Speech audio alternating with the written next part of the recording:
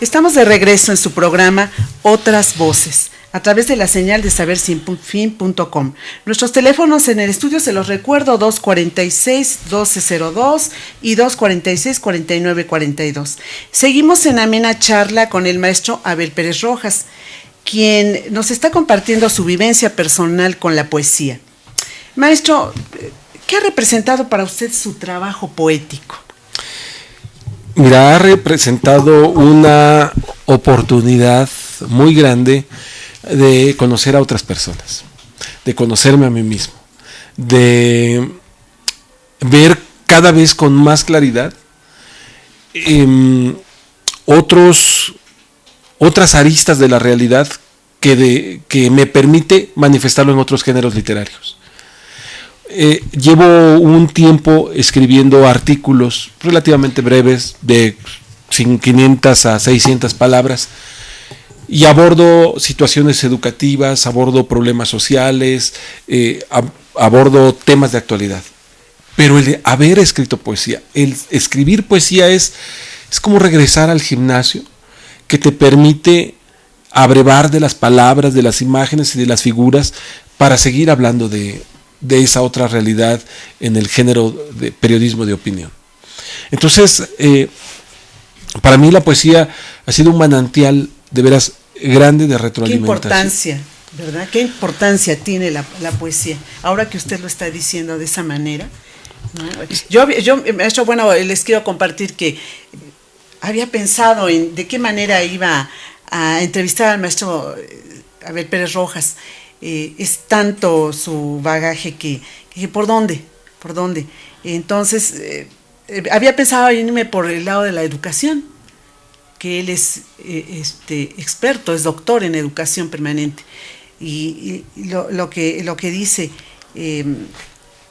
sobre la poesía, que le ha dado pues a la mejor también la forma de seguir con todos los demás géneros, ¿no? Porque es tan enriquecedora, ¿no? Nos llena de la metáfora es tan importante, maestro. No sé si usted está de acuerdo conmigo. El hacer metáfora, la comprensión. Fíjate que yo creo que esta oportunidad que nosotros tenemos de hacer poesía y de hacer uso del lenguaje simbólico nos permite explorar, si lo vemos muy físicamente, para ver por el lado de la educación también, ¿no? Sí, muy limitadamente. Fíjate que es una oportunidad de expandir nuestras neuronas. Pero por otro lado, esto que acabamos de decir. Sí, precioso lo que acaba de decir. Fíjate, esto que acabamos de decir, Leti, de que escribo, aprendemos, de cierta manera, tú eres mi madre, yo soy tu padre, tu hijo, mi hermano, y vamos jugando distintos roles, simplemente para entender la influencia que tenemos de los demás. No es otra cosa más que estar hablando de educación permanente. O sea, a partir del principio de educabilidad en el hombre. Gracias, maestro, por hacer ese enlace que quería yo hacer. El hombre aprende en todo momento, se educa y se transforma, porque así es la vida. O sea, la vida que conocemos, este sistema planetario y el universo se sostiene en el cambio y está en constante transformación. Y la educación no es más que la vía de propiciar intencionadamente el cambio en las personas, para que así, al igual que la realidad cambiante, el ser humano también esté en esa constante. Lo que hemos puesto son ciertas directrices, ciertos puertos de carácter ético, entendiendo que el cerebro humano del hombre es tan brillante que puede desarrollar las herramientas y los elementos que inclusive pongan en riesgo la destrucción de la humanidad.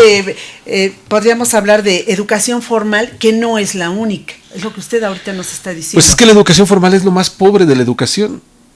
O sea, es la versión más pobre. Es importante hablar de eso, de lo que podemos hacer. Nadie lo dice. Mira, hay que decirlo. No importa, desgraciadamente, no importa del nivel educativo del cual estemos hablando, ni importa del tipo de institución que estemos hablando.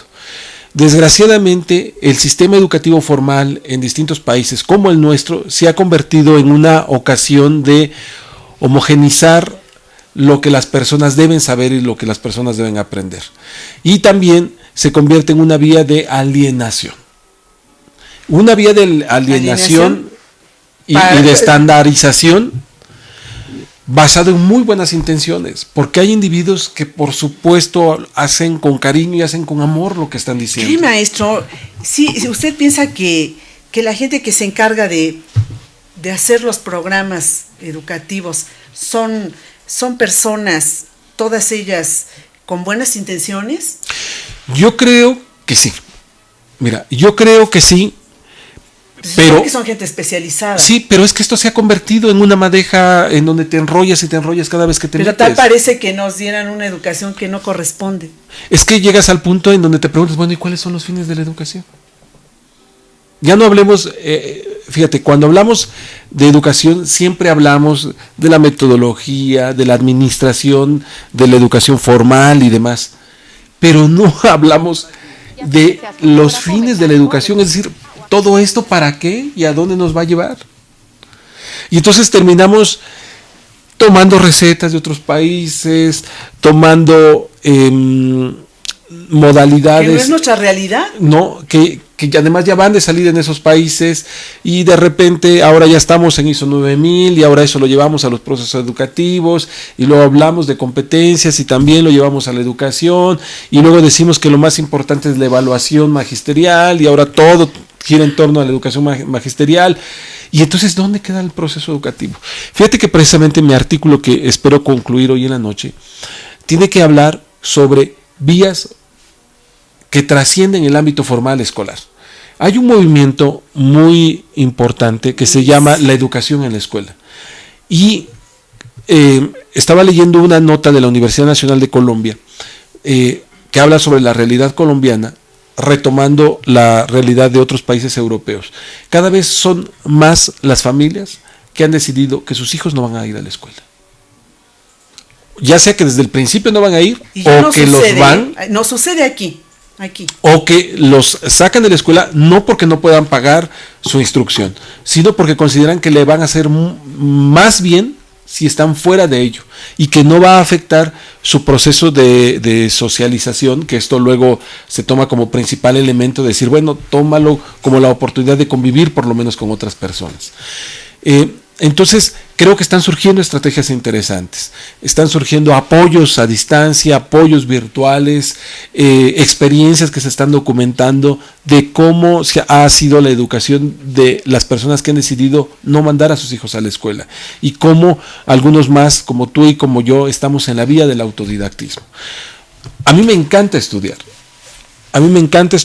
y después de todos estos años que he llevado en el sistema formal, me doy cuenta de las aberraciones y los errores que se cometen, que nosotros mismos fuimos producto de ello y que nosotros mismos lo hemos aplicado.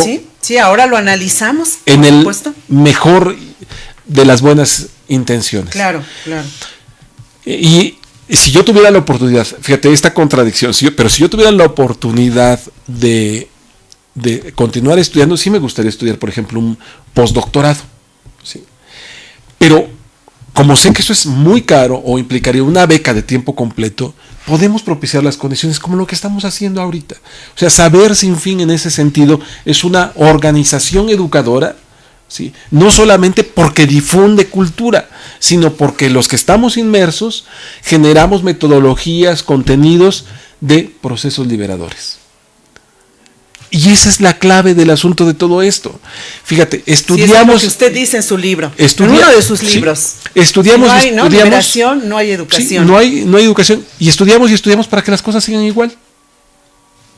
No. O sea, pareciera que estudiar y estudiar va a consistir solamente en saber un poquito más. Bueno, no un poquito más, en mucho más, en tener más información, en tener mucho conocimiento, aunque no tengamos sabiduría.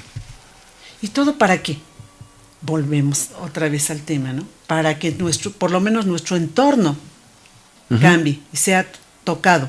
Porque, maestro, y bueno, ahora regresando, sin dejar el tema, pero en relación a la poesía, ¿hacia dónde ha enfocado su poesía, maestro? ¿Hacia dónde? En ese proceso educativo. Mira, voy a hablar de eso, si me lo permites antes.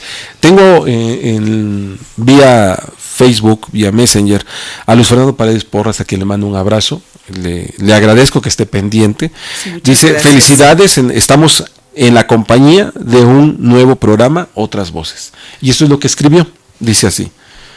Dice, si tú buscas trascendencia, el qué para qué, es pertinente. No le creas a tu mente, esa no es tu real presencia. Escucha más a tu esencia, acostúmbrate a los roces, y ante los fríos feroces, si tu lengua da calor, no es locura, es amor, es que escuchas otras voces. Muchísimas gracias.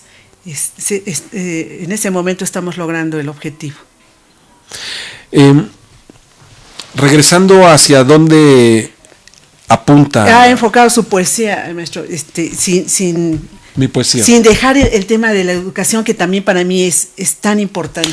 Porque Mira, es la forma en que vamos a claro, llegar, ¿no? Fíjate que ¿sí? Yo escribo muy poco poesía romántica. Y digo eso tratando de entonces decir que ya es lo que hizo, escribo. maestro, que lo hizo muy bien, y un tiempo yo lo leí mucho. Sí. En la poesía romántica. Sí, al principio que yo llegué a Saber Sin Fin, encontré mucho. Sí, tengo algunos poemas románticos. Pero sí fui viendo el cambio, perdón, maestro, que le interrumpo. No, adelante. Pero después vi su paso por, más bien, cómo después siguió hacia la poesía erótica, ¿no? Como una forma más arrojada, más, pues sí, más amplia, ¿no? Tal vez del ser y del sentimiento del ser humano, ¿no? Pues sí, porque el erotismo está implícito en todos. Sí, sí, por supuesto. Mira, yo creo que Saber Sin Fin, para los que estamos muy involucrados, muy metidos, como Luis Fernando que me está escuchando, como tú que escribe asiduamente, como algunos de los que nos siguen, pero los que estamos, los que vemos el proyecto desde las tripas, vemos que se generan muchísimas condiciones y se crean necesidades. Algún tiempo estuve escribiendo poesía heroica, poesía histórica, también por la necesidad que tienen algunos de nuestros lectores de tener el poema Juárez, Hidalgo, a Venustiano Carranza, Martí, y que fue acogido en etcétera. muchos. Y lo cual te quiero decir que me ha dado la Sí. oportunidad de tener mayor alcance que la poesía de otro tipo, porque satisface una necesidad específica muy utilitaria. O sea, No, qué importancia. se tiene que cumplir con la tarea de corte escolar y entonces se tiene que dar o y a lo mejor se tiene que leer pobreza, algo para un evento. Puede haber una pobreza en ese ámbito. Ha habido muchísimo, grandes. Vamos a ir a otro corte, no se vayan. En breve continuamos en su programa Otras Voces, a través de sabersinfin.com. Y otra vez les recuerdo los teléfonos rápidamente, 246-1202 y 246-4942, para que me empiecen a llamar.